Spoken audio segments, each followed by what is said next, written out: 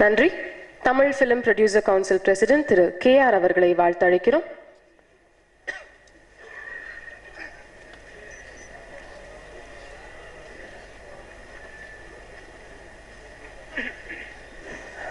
இது ரொம்ப too much. நான் கவி பேரரசு அவர்கள் பேசின பிறகு என்னை கூப்பிட்டு பேச சொல்லுவது உண்மையிலேயே சங்கடமான ஒரு விஷயம். இருந்தாலும் அமைப்புக்காக பேச வேண்டிய ஒரு சில வார்த்தைகள் நான் பேச விரும்புகிறேன்.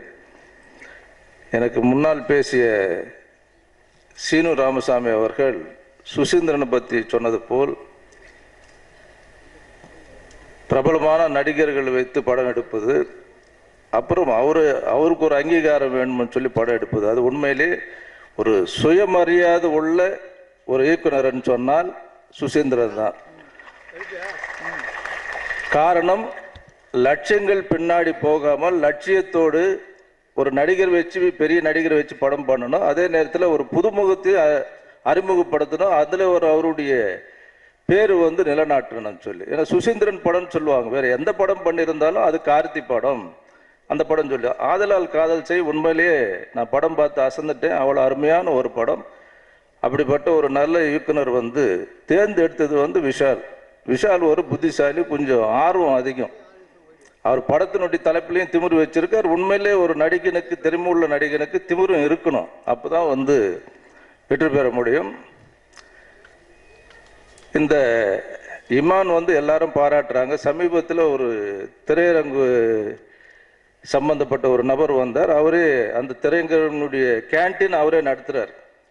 இமான் பற்றி பேசும்போது அவர் சொல்லும்போது, நான் சார் இமான் கும்கிக்கு முன்னாடி கொஞ்சம் நல்லா இருந்தார், கும்கிக்கு அப்புறம் கெட்டு போயிட்டார். என்ன இது உலகமே அவர் பாட்டு பாராட்டுது, நீ மட்டும் வித்தியாசமாக சொல்கிறேன்னு சொன்னால், எங்க சார் எந்த பாட்டுக்குமே ஆடியன்ஸ் வெளியில் வரமாட்டேன்றாங்க, கேன்டீனில் சேல்ஸே இல்லைன்னு சொல்லி. ஸோ இப்படி குறை சொல்லக்கூடிய அளவுக்கு உண்மையிலே இமானுடைய திறமை வளர்ந்துருக்குன்னு சொன்னால், ஆரம்பத்தில் நான் ஒரு முறை அவங்க அப்பாவை தான் உண்மையிலே நம்ம பாராட்டி தீரணும். ஏன்னா தன் மகனுக்காக அவர் ஒரு வீட்டுக்கும் ஒரு ஆஃபீஸுக்கும் போய் இமான் ஜெயிக்கணுன்ற அந்த வைப்ரேஷன் இந்த அளவுக்கு வந்திருக்காருன்னு சொன்னால், அதான் இப்போ கூட நான் கேட்டேன், அவங்க அப்பா வந்திருக்காரு சார்ன்னு சொன்னார். ஸோ அந்த கான்சன்ட்ரேஷன், டெடிக்கேஷன் அந்த சக்ஸஸுக்கு மெயின் காரணம். அந்த பாட்டு நிச்சயமாக அந்த என்ட்ராகும்போது நான் டார்க்காக இருந்தது, நான் கொஞ்சம் லேட்டாக வந்தேன். படம் பார்த்த உடனே நின்று பார்க்கணுன்ற ஒரு எண்ணம் எனக்கு. அந்த சண்டைக்கோழி, தாமிரபரணி, திமிரு, இந்த டோனு தெரியுது. உண்மையில் அந்த கேமராமேன் வந்த உடனே அதான் கேட்கலாம் நினச்சேன். கேமராமேன் யாருங்கன்னா மதியம் எல்லாரும் பாராட்டினாங்க. உண்மையான ஒரு விஷயம்.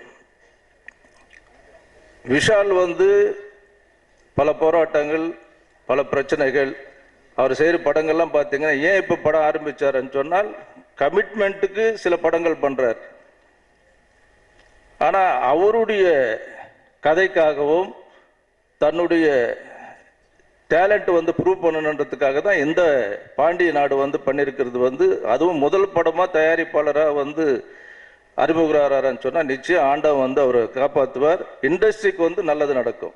அவரால் அவர் மட்டும் இல்லை, அந்த ஃபேக்ட்ரியில் பல நடிகர்கள் உருவாக வேண்டும், பல இயக்குநர்கள் அறிமுகமாக வேண்டும்.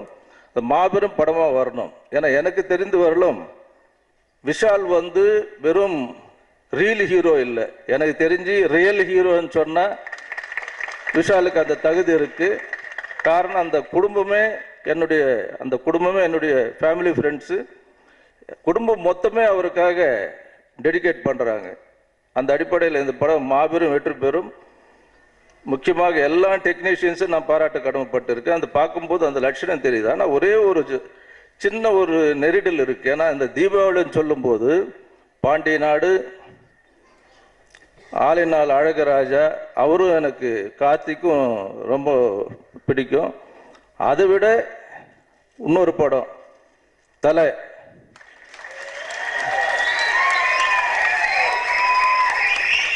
ஏன்னா தலைக்கு இது தலை தீபாவளி. அந்த படத்தை அவர் எப்படியாவது நான் முடிஞ்ச அளவுக்கு, அந்த ப்ரொடியூசர் AM ரத்னம் எனக்கு நல்ல ஃப்ரெண்டு, ஓரளவுக்கு ஒரு 2 வாரம் 3 வாரம் தள்ளி பண்ணலாமே மற்ற படங்களுக்கு. ஏன்னா முன்னெல்லாம் தீபாவளிக்கு நீங்கள் பார்த்தீங்கன்னு சொன்னால் 13 படம் கூட ரிலீஸ் ஆயிருக்கு. ஆனால் இப்போ காலங்கள் மாறி போச்சு, தள்ளி பண்ண முடியாது நிறைய ஸ்க்ரீன்ஸ். காரணம் தமிழ்நாட்டில் 2800 தியேட்டர் இருந்தது, இப்போ வெறும் 1043 தியேட்டர் தான் இருக்குது, ஸ்க்ரீன்ஸ் அவ்வளோதான் இருக்குது. அதுலேயும் மல்டிப்ளெக்ஸ்ன்னு சொல்லும்போது 325 திரையரங்குகள் மட்டும்தான், அந்த ஸ்க்ரீன்ஸ் மட்டும்தான் இருக்குது. மற்றதெல்லாம் இண்டிவிஜுவல் தியேட்டர்ஸ். ஸோ இதில் 3 படங்களுக்கு 3மே பெரிய படம், 3 சக்ஸஸ் ஆகணும். அதான் எல்லாரும் பேசும்போது பெருமையாக இருந்தது, நிச்சயம் ஆகும்.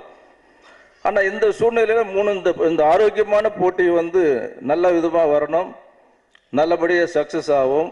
ஏன்னா இன்றைக்கி இருக்கிற சூழ்நிலையில் இந்த 3 படங்களுமே பேசப்படக்கூடிய படங்களாக இருக்குது. ஆரோக்கியமான ஒரு போட்டி மாபெரும் வெற்றி பெறணும். அதில் பாண்டிய நாடு என்னுடைய நண்பர்களுடைய மகன் விஷால் தைரியமாக இந்த கம்பெனியை ஆரம்பிச்சிருக்கார். அந்த கம்பெனி சக்ஸஸோடு இல்லாமல் வைரமுத்து அவர்கள் சொன்னது பொருளாதாரத்தில் நிச்சயமாக அது பெரிய சக்ஸஸ் ஆகி இப்போ நிறைய படங்கள் பண்ணணும்னு சொல்லி எல்லாம் வல்ல இறைவனை வேண்டிக் கொண்டு இந்த வாய்ப்பளித்துக்கு நன்றி கூறி விடைபெறுகிறேன். வணக்கம்.